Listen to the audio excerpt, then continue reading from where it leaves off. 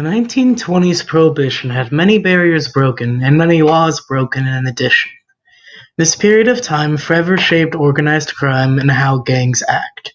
With hundreds of booze houses opening across New York, Prohibition shaped wherever it was enacted. Prohibition was brought in primarily by the temperance movement, this being led by the WCT and the Anti-Saloon League.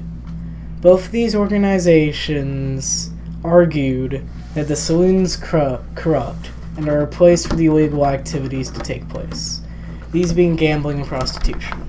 Women were against both, gambling for removing money from the house, and prostitution for other obvious reasons.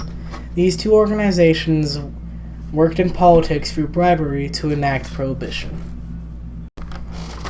After Prohibition was enacted, neither of these two activities stopped. During Prohibition, bars were much more open to women, and soon it became a 50-50 ratio of the two. This was in direct contradiction with the female-led temperance union. 1920, December 5th. Local authorities have been plastering up posters, as well as the people who sell what thought was to be disappearing forever. Alcohol. Last drink sale. Get it while you can. The local authorities are making a demonstration in the streets, smashing beer bottles in the street near the gutters. These presentations turn to a slog as the authorities have to destroy every last bottle of liquor. The events that happened on that day would change the course of wherever it was enacted forever. New York had hundreds of illegal booze houses, with old farmhouses being bought out to hold stills to make the product. Gangs formed around distributing and producing this booze, forming some of the first large-scale organized crime. Names like Alphonse Capone would ring in the heads of generations to come, and the sales tax laws from illegal transactions would help to herald in the Great Depression. Firstly, let's cover the gangsters. They defined the transition of liquor and were considered heroes in some of the towns. In the 1920s, jobs were already on their way to getting difficult to find, and most of them consisted of manual labor. Promotions were difficult to get working the manual labor jobs, as management positions didn't need to be replaced nearly as often.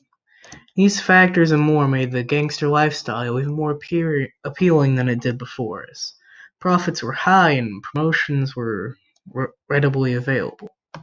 But being a mobster didn't come without risks, death being a fairly high one, as the police would frequently engage in shootouts with them, resulting in a higher than expected mortality rate.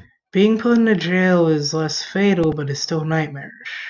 If you're caught, not shot, you're definitely going to the hole. Another risk is being deemed a snitch or something similar for gang. Punishments depend on the gang, ranging from a fine to death. The mobsters mainly purchased product from across the border, with speedboats being the primary method. With the Coast Guard now forced into involvement with the smugglers, an arm race with speed began. Many gangs had fleets of these speedboats, each with unique names, like Queen. The Coast Guard would chase down the boats, with a unique feature that the mobsters didn't employ: Gatling guns. These combined result in frantic chases, and experience smuggling across the water is vital to a successful gang. The process of driving these speedboats was also difficult, even without the Coast Guard involved. If you sailed at night, you became much harder to track, but you in turn couldn't track much else. This led to ambushes by the Coast Guard during deliveries.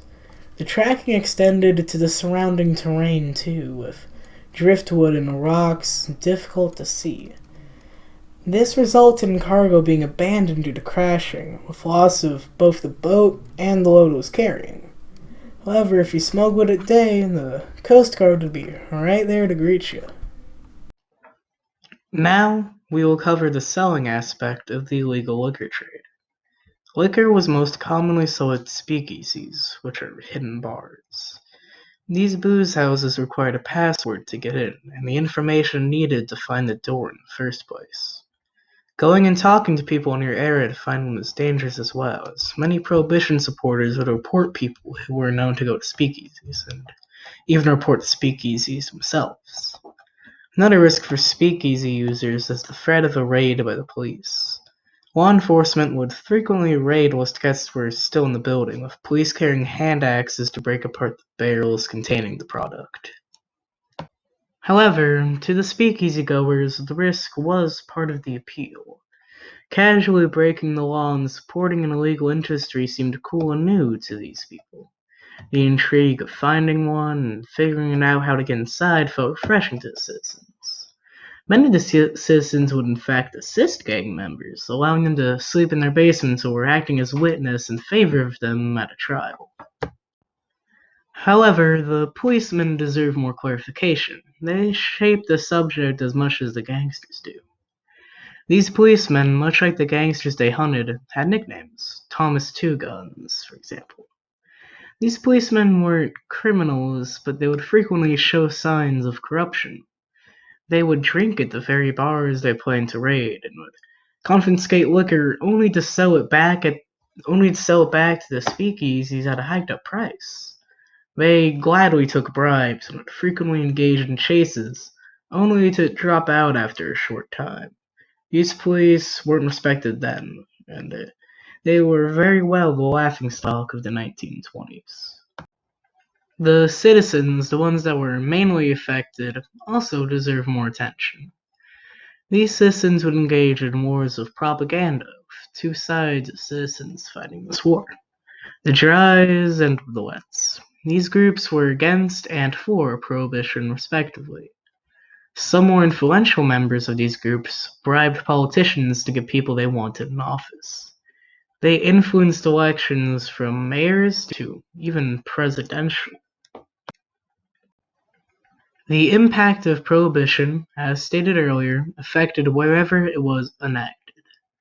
Citizens in more compact areas gained nightclubs after Prohibition was repealed.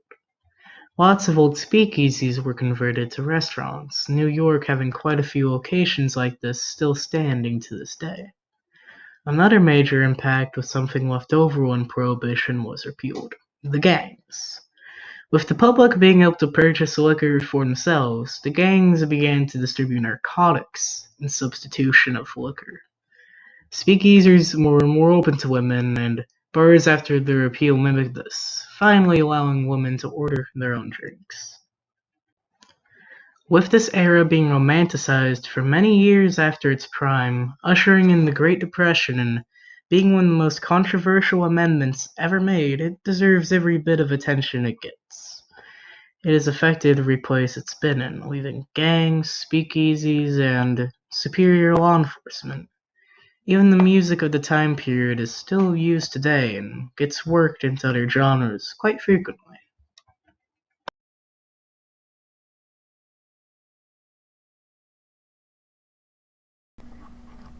The process of driving these speedboats was... Really, Henry? Yeah, it's going in the reel. After Prohibition was enacted, neither of these activities stopped. During Prohibition, bars were more